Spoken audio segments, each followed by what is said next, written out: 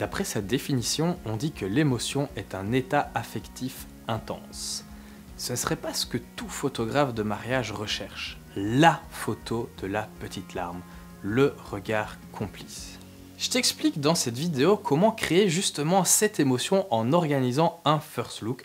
Je te donne mes conseils pour le photographier, mais c'est juste après ça. 3, 2, 1. Hello, si tu ne me connais pas, moi c'est Jonathan. Sur cette chaîne on parle de marketing, de techniques, d'inspiration et j'en passe autour de la photo et plus particulièrement de la photo de mariage. Donc si c'est quelque chose qui t'intéresse, n'hésite pas à t'abonner à la chaîne. Tu auras plein de contenu sur le sujet tous les jeudis 17h30. Dis-moi dans les commentaires si tu as déjà réalisé un first look et comment ça s'est passé, ainsi que tes astuces pour justement en faire profiter tout le monde. Alors commençons par les bases, c'est quoi un first look, comme le disent les Américains? Évidemment, comme beaucoup de choses, cela nous vient de l'anglais et cela correspond à la découverte. Découverte d'un des mariés par l'autre membre du couple. Souvent, découverte de la mariée pour les couples hétérosexuels.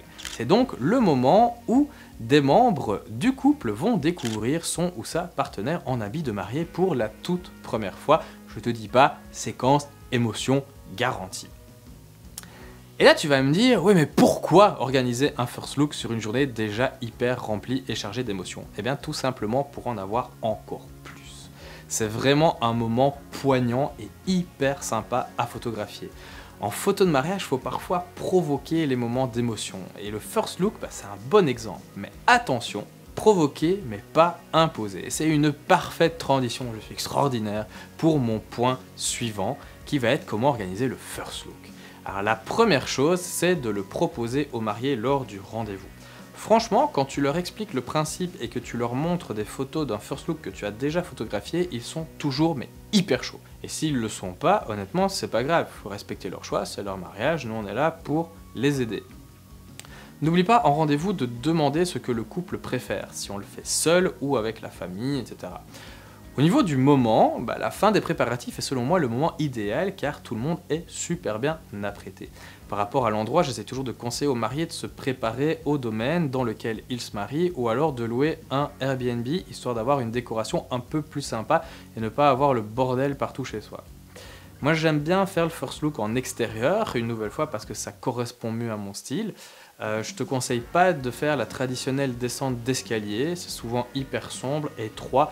Et perso, j'aime vraiment mieux le rendu à l'extérieur que ces poses un peu trop classiques dans un escalier.